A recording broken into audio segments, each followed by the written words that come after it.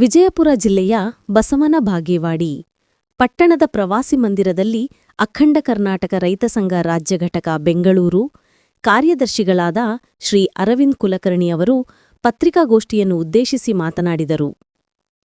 ಕೇಂದ್ರ ಸರ್ಕಾರ ಮೆಕ್ಕೆಜೋಳಕ್ಕೆ 2400 ರೂಪಾಯಿ ನಿಗದಿಪಡಿಸಿದ್ದರೂ ಜಿಲ್ಲೆಯಲ್ಲಿ ಖರೀದಿ ಕೇಂದ್ರ ಮಾತ್ರ ತೆರೆಯುತ್ತಿಲ್ಲ. ಈ ಕೂಡಲೇ ಖರೀದಿ ಕೇಂದ್ರ ತೆರೆಯಬೇಕೆಂದು ಅಖಂಡ ಕರ್ನಾಟಕ ರೈತ ಸಂಘ ಸರ್ಕಾರವನ್ನು ಒತ್ತಾಯಿಸಿತು.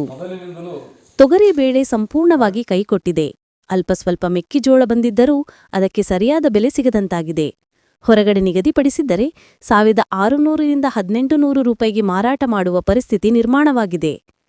ಹೀಗಾಗಿ ರೈತರು ಕೃಷಿಯಿಂದ ನಷ್ಟ ಅನುಭವಿಸುತ್ತಿದ್ದಾರೆ. ಪರಿಹಾರವೂ ಕೂಡ ಸರಿಯಾಗಿ ಬರುತ್ತಿಲ್ಲ. ಸಚಿವರು ಈ ಕಡೆ ಗಮನ ಹರಿಸುತ್ತಿಲ್ಲ. ಬರುವ ದಿನಗಳಲ್ಲಿ ಗೇರಾವ ಹಾಕುವ ಪರಿಸ್ಥಿತಿ ನಿರ್ಮಾಣವಾಗುತ್ತಿದೆ. ಕೂಡಲೇ ಸರ್ಕಾರವು ಮೆಕ್ಕೆಜೋಳಕ್ಕೆ 3000 ದರ ನಿಗದಿ ಮಾಡಬೇಕು. ರಾಜ್ಯ ಸರ್ಕಾರವು ₹500 ಪ್ರೋತ್ಸಾಹಧನ ನಿಗದಿಪಡಿಸಬೇಕು.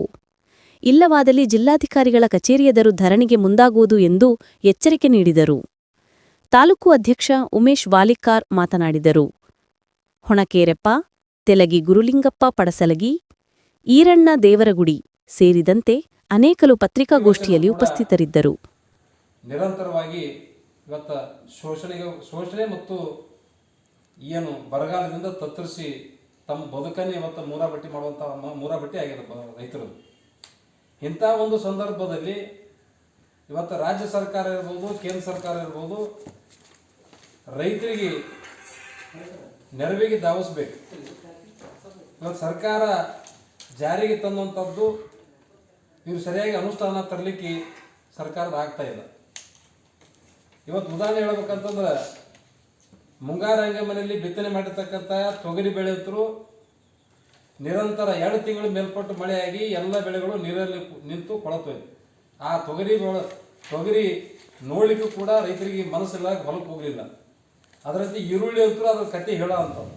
ಆ ಈರುಳ್ಳಿ ಹತ್ರ ಹೋಗಲಿಕ್ಕೆ ಸಾಧ್ಯ ಇಲ್ಲ. ಅಂಥ ವಾಸನೆ ಕೆಟ್ಟ ಒಂದು ಆ ಹೆಣದಕ್ಕಿಂತಲೂ ಕೊಳತಂಥ ವಾಸನೆ ಬರ್ತಿತ್ತು. ಏನಪ್ಪ ಇವತ್ತು ಮುಂಗಾರು ಬೆಳೆ ಹತ್ರ ಹಾಳಾಗೋಯ್ತು.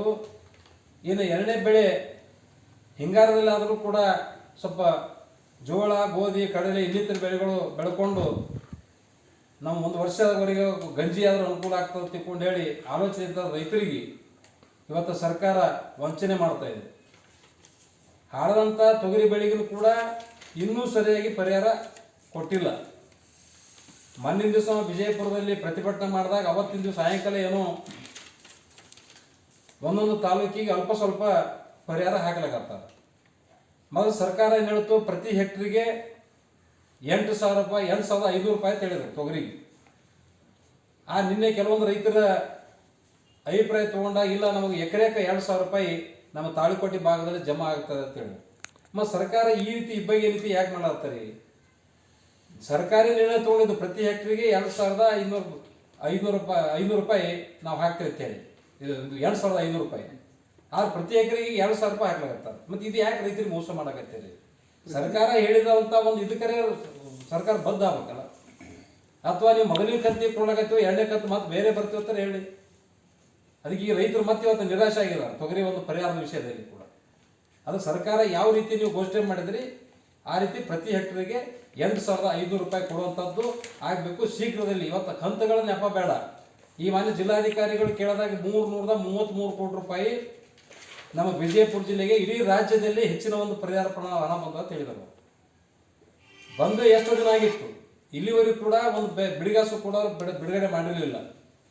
ಇದೇ ಮೊನ್ನೆನೇ ಕೆಲವೊಂದು ತಾಲೂಕುಗಳಿಗೆ ಬಿಡುಗಡೆ ಮಾಡಿದ್ದಾರೆ.